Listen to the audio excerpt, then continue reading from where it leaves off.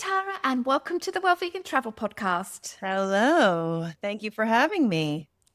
Tara, thank you so much for being on the podcast. I'm really pleased to have you on and talk about all of the work that you do in the vegan space and how that also connects with the vegan travel as well. But before we go into all of the details, would you mind sharing just a little bit of an elevator pitch just to get our listeners oriented on what it is that you do? Sure. I'm from New York, born and raised into a large Italian-American family. My family immigrated from the south of Italy, naturally where all the best food comes from. And so everybody in my family, really everybody, were excellent cooks. So I grew up in that environment where everything was wrapped around food, everything. I became vegetarian when I was 10 years old, and then it took me a few years to figure out the vegan thing. I'm sure we could get into that later. But really what had to happen was I'm a very old-fashioned person, so I really wanted to hold on to my heritage. And so I needed to learn how to cook the things that my family was preparing and feeding me and the family without using animals. So just for fun and just for my own taste buds, I started that journey at a very young age, and it just became my passion. Once I felt like I was onto something, I thought I really had an obligation to share it with my community. Here we are in West Hollywood at Pura Vita, and vegans and even more so non-vegans are really appreciating the clean, old-fashioned, traditional, and comforting quality of the cuisine, and I'm thrilled. And so are the animals. Of course, of course. If they could talk, they would definitely say thank you. I'm very confident of that. So you actually have just released a new book as well, all about Italian food. Can you talk to that a little bit? Of course, being open for 7 years now in the restaurant, I've never been asked the same question as many times as, do you have a book? Are you going to write a book? Right. Is there a book? Can we get these in a book? And I thought, I'm never going to have time to write a book. This is crazy. But yeah, I felt I needed to make it happen. It took about 3 years to do. It's called Vegana Italiana. I'm extremely proud that I got it done. It's not easy to write a book and run a restaurant at the same time, but it's something that I'm super passionate about, and mostly passionate about sharing the things that I've learned and experienced with other people. And the book really is, of course, it's going to be for all the guests who come to the restaurant all the time, but it's also really aimed at people who are not in LA and don't have the opportunity to come to the restaurant and experience the food. And maybe this gives them the opportunity to try it out for themselves and fall in love with it in their own kitchens. So the book is basically a collection of some of the favorites at the restaurant. Of course, there's some things that we don't serve in the restaurant, very traditional things that I grew up eating. Everything in the book is about what I grew up eating. Some of it is very simple, and you'd be surprised to learn how easy it is to make some of the dishes. Of course, some are a little bit more complicated, but nothing that requires the type of skill that you cannot accomplish. So I'm really looking forward to hearing what everybody thinks. I hope people can share their opinions and photos, and if they create things in their kitchen, I want to see it. I'm excited. I'm really excited. I love it. That's amazing. So you were just 12 years old when you went vegan. How did your Italian family react to that? Well, it started when I was 10, actually. I was in the 5th grade. Prior to that, I love animals more than anything else on this earth. I just love them so much. I sometimes feel we don't deserve them. I was very finicky with the things that I ate, even as a young girl, but of course I had no idea what it was and how we were getting it and cooking it. In the 5th grade, I had a teacher who showed a video of a slaughterhouse to the class. Wow. And I don't know that it impacted anybody else in the class. I don't particularly recall anybody being upset by it other than me, but I was devastated. Really, I was beside myself. And I threw my lunch away that day, that my mom always cooked for me, by the way. And I went home and I very nervously sat my mom and dad down at the table and told them that I saw this video and it made me really upset and I didn't want to be a part of that. And they were perplexed. They were really just confused and unsure what to say, I think, but they were very supportive. Thankfully, I have the most amazing mom and dad, and they really just didn't know what to make of it. They weren't mad at me. They didn't shame me. They didn't give me a hard time, but they were a little confused and concerned, probably more than anything. What was I going to eat? This type of thing. After a while, I think they also thought I was just going to forget about it because I was 10, but I didn't. So after a while, they both said to me, look, we don't know really what to do. So we need you to be in the kitchen with us so that we make sure that we're doing something and not something that you don't want us to do and not something that, that you're going to be upset by. So I started spending all my time in the kitchen with them, and that's how I learned how to cook. And it was the most fun to be in the kitchen with everybody all the time. And it's loud and it's a whole thing. It's the best, especially as a kid. It's so cool to be a part of that. And that's it. Things started to change in my house. Nobody else gave up meat or anything, but there was a whole lot less of it in general, which my brother hated me for. And I think that it's probably one of the reasons why my parents are still alive today. I'm very proud of that fact. I don't blame you. That's such an amazing story. I know a lot of kids who wouldn't have had the same support from their parents. I was also very lucky. I went vegetarian when I was really young too, and my parents were just very cool about it. I'm so grateful for them as well. So which were the family recipes that were most challenging to adapt to a vegan version, and how did you overcome that challenge? Well, I would probably say my mother's beloved meatballs. And I'm not a big fake meat person by any means. I really prefer to just eat vegetable and pastas and stuff like that. But her meatballs were iconic. And I needed to figure out how to have something somewhat similar to what she was making. And also, a protein to go with your meal. And that was probably one of the more challenging ones to figure out just because it was quite a long time ago. First of all, I watched her make them 1,000 times. And I basically tried to take what she was doing in the whole recipe and just replace the meat.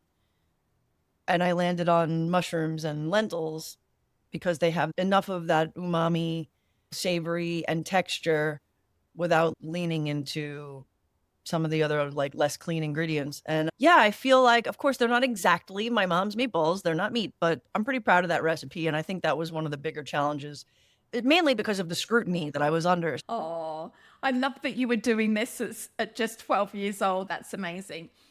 And why did you choose Los Angeles as the destination for the restaurant, despite coming from New York? Well, I got dragged to Los Angeles kicking and screaming by a very handsome man. If you would have told me that I would live in Los Angeles years before, I would have told you you're out of your mind. Any place other than LA. I was such a New Yorker, and LA is like the antithesis. And I really thought I would hate it here. But for the sake of love, I thought I should give it a try and not be opposed to things that might seem scary and the unknown. And it turns out LA's been very good to me. And it's a beautiful city. There's a lot of really beautiful people here, despite what all of us New Yorkers might think. This is where I decided to open the restaurant. I wasn't ready to open a restaurant when I was in New York. I needed to learn about business more than anything else. I needed a few more years of experience under my belt before I would consider actually opening. And that didn't happen until a few years into being here. They say that the restaurant business is one of the hardest businesses to go get into. So hats off to you for taking that plunge.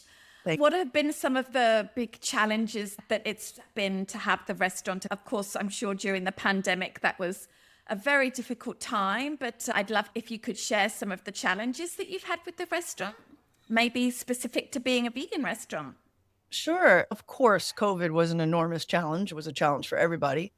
It was particularly a challenge in a city like LA because they really, without being controversial, really went over the top with the restrictions and the way that things were handled. And so it was honestly a miracle that we even were able to stay alive, but we did. And then there was just challenge after challenge after challenge after that. Once COVID calmed down, then there were writer strikes, and all the strikes in the entertainment industry killed us, absolutely killed us. Really? Wow. Because if this whole city is built on the entertainment industry, this is all Hollywood. This is all Hollywood money. So if Hollywood people aren't making money, they're not going out to spend any. So that affects everybody in the whole city, right down to a dog walker. It's just, you don't think about, how much the city is dependent on that industry. So that killed us. And then the whole city went on fire. So there's that. Okay, lots of And challenges. it's not funny. I'm not making light of it, but it's almost like literally and figuratively, the city is always on fire one way or another. And I feel very grateful to have survived all of these challenges, which were big challenges. And a lot of other vegan restaurants did not survive. A lot of other restaurants in general didn't survive. And it's really a shame. Really is. I've noticed that quite a few restaurants have closed down in cities, even near Vancouver. And while it doesn't have the same challenges that you've described, perhaps just rising costs, rising rents, everything is making it difficult. So well done to you for managing to keep going. I'm sure there was some luck involved and a lot of judgment as well. So well done. A lot of quick decisions. Yeah. Yeah. So can you explain Pura Vita's atmosphere and menu and vibe that makes it unique in the vegan restaurant space in the US? I would love to, because that's my favorite part. So as a New Yorker in LA, although I did end up falling in love with the city, of course, I miss New York. And so the restaurant is really stylized to look and feel like an old Italian restaurant that I would go to when I was a kid with my family. A lot of brick, a lot of dark colors, good old-fashioned sort of New York music, doo-wop, Motown, this kind of stuff that I grew up listening to with my dad. It's not normal for LA to be dark. LA is very white and green and bright. I might be a positive person, but that's not my aesthetic. I like the darker side of things. I love the comfort and the nostalgia that comes with it. And the idea with the bar, we have this big, beautiful wine bar. And the idea was in New York, everybody sits down at a bar and they talk to each other and they share with each other. There's a whole thing happening. There's an energy that I was desperate to recreate in LA. And I had no idea whether or not it would work. It was just a huge risk. I just prayed, basically. And it totally worked. Everybody talks to each other. People share food sometimes. It gets loud. It's so much fun. It's like the best place to people watch. It's a great place for a date. It's just a different environment. And I'm very grateful that it worked. And which neighborhood is it located in? We're in West Hollywood. West Hollywood. Okay. Which is a beautiful neighborhood. It is my favorite neighborhood in Los Angeles. It's very diverse, very queer friendly, liberal. People look at each other. People make eye contact. There's a supportive community. It feels good. Oh, it sounds lovely. And what would you say the type of food? Obviously, it's Italian and Sicilian en route, but is it family style or sharing or like a set menu or a la carte? So we have a pretty large menu, sort of just set up in the traditional way of an Italian menu. We have vegetable section, we have a salad section, we have pasta, we have pizza. The portions are quite large. And I always encourage, and the servers encourage, if you're with a few people, to pick a few things that you're interested in and to share everything so that you can get a little taste of a few different items. That said, if you're on a date and you don't know the person and you don't want to share, but you'll be perfectly fine just picking one thing. But it's so much more fun when you do it family style. And what's your favorite savory item on the menu? And what's your favorite dessert item? Oh my goodness. That's like Sophie's choice. How can I pick my How can I do that? Okay. A favorite, not a big favorite, a favorite. I guess my favorite would be the calabrese pasta. My grandmother was from Calabria, so it's something that's very nostalgic and extremely comforting to me. It's my go-to pasta dish. And hands down, my favorite dessert is the tiramisu. It's just the best. Wow. If tiramisu is on the menu and it's vegan, I will always order it. That sounds amazing. Both of those recipes are also in Vegana Italiana for all the world to try to recreate and hopefully enjoy as much as I do. Would you say they're also your favorite recipes from the book too? Yeah, those two things are really some of my favorite foods to eat in general. They're up there on the favorites list. If I'm being honest, I'd probably, depending on my mood, I'll pick something different tomorrow. But today, that's what I feel like eating. I love it. I love it. Fabulous. All right. So let's talk more about Los Angeles. I'd love to know, apart from Pura Vita, of course, what are your top visit spots for some really fabulous vegan food experiences? If you care Yeah, to so share. we have some pretty phenomenal restaurants here that have survived. There's a lot of amazing Thai food. If you Mm. like Thai food, this is the place to be because there's just, it's almost hard to narrow it down, but I will tell you two of my favorites, one of which is called Love in WeHo, and it's literally Mm. 2 blocks down from Pura Vita. So that's, if I'm not at Pura Vita, you can find me at Love. And the other one is located in Santa Monica, and it's called Satha. And it's a Mhm. different style of Thai food. I spent about 3.5 months in Thailand and really very much love Thai food. Satha is like very traditional, less Americanized than some of the other places. Clean. She makes everything from scratch. By the way, both places, female owned, female chefs. Oh, Makes me very proud to be in the same community with them. They're just amazing. And then the other thing that you cannot skip when you come to LA is Mexican food. tell me more. You can't be in LA and not enjoy some Mexican food, but the best place, which is so far out of the outside of the center of the city. It's in a place called Van Nuys, which is in the valley. And it's called El Cocinero, which means the cook. And it's a family run spot. They're the nicest people ever. And it's just the best Mexican food I've ever had, hands down, in my Wow. life. Just so good. Every year we have a party for the employees. Pura Vida has a big party celebration. And El Cocinero always caters our parties because there's just no one better. Oh, goodness. I've never even heard of any of those places. Yeah. Thank you And by so the way, much none of for these the places are tips. fancy or expensive. They're just like comfortable family run spots that are just really worth going to because the food will be memorable. I always think about that. Like when I go to a restaurant, maybe it's fancy, maybe it's beautiful, and the service is amazing, and you get wooed, and that's great because it's an experience. But then a month goes by and somebody goes, "Oh, you went to that restaurant. What did you eat?" And you go, what did I eat? I don't remember. Yeah, not memorable. But I can tell you about every single dish on all three of those restaurants' menus. Very I love memorable. that's amazing. Yeah. So, apart from food experiences in LA, like as somebody who's lived in LA for many years now, are there any activities or sites that you feel that maybe travelers should definitely do when they're visiting Los Angeles? Absolutely. The beaches are really beautiful. If you go towards Malibu, where you can see all the cliffs and all the rocks and stuff, it really feels like you're in Europe. You kind of forget that you're in LA. It's gorgeous up there. Parts of it are a little strange now because they're burnt, but even in a weird way, it's a reminder of how, because you're starting to see everything regrow. If you can see it from the positive angle, just that we prevail. It grows back. It's going to grow back, and it's going to be probably even more beautiful than it was before. And so there's something very special about that. And I think that LA has a lot of amazing hiking trails, a lot of beautiful mountainous. It's a city, but it's really more of a really big town. It's very spread out. There's a lot of green. There's a lot of territory to discover and places to hike. My favorite part, if you can go someplace slightly outside of the center of the city, this is something that doesn't exist in New York.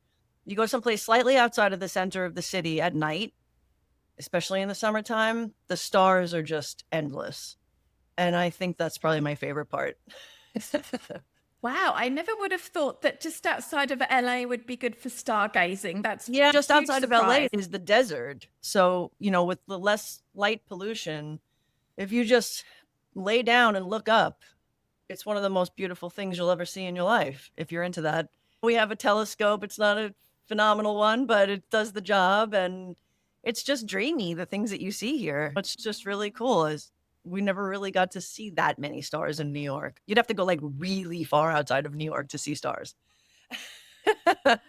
Fabulous. I'm curious about whether there are any specific cultural experiences that you think visitors to LA might be able to participate in, whether it's like really great nightlife or museums or just cultural experiences.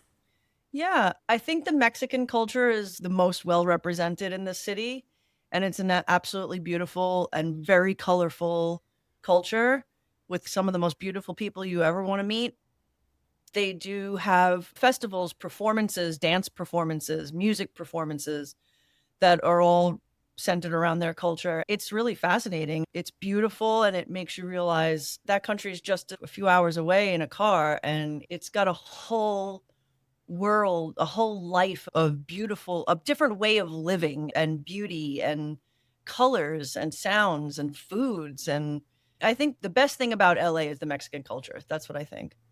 So it's not, Really? yes. I think if you're visiting and you Google any type of festival or art show or music show, there's a lot of music that revolves around the Mexican culture. It's not to be missed because it's pretty Oh, spectacular. and I'm guessing lots of dancing for those interested, but Tons of that's not dancing. me, but Yeah, and it's gorgeous. And I'm not a dancer or a singer. You don't want me to sing. But I love so much. I love music so much. And I just love that. I love to listen to that music and to watch them so proudly display their colors and their culture. It's really special here. would you say that LA is a safe place to visit? And do you have any suggestions on how people can stay safe? That's a loaded question. I feel safe in LA, although I'm from New York. So I don't know. I don't know. Right. I don't know how somebody else might feel, but I feel safe in LA. I think for sure it's worth understanding neighborhoods. There are neighborhoods that you would not feel safe in, and that's okay. You just can avoid those neighborhoods, especially if you're visiting. They don't have necessarily the theaters and the places that you would be experiencing.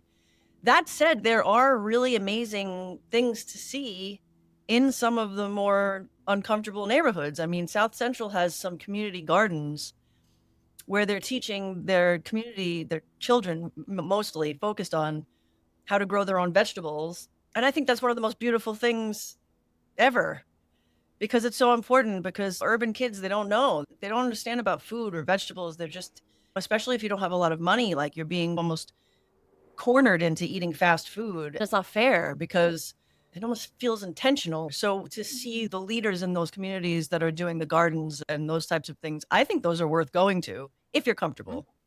But like any city, you have to be smart and pay attention to your surroundings, be nice.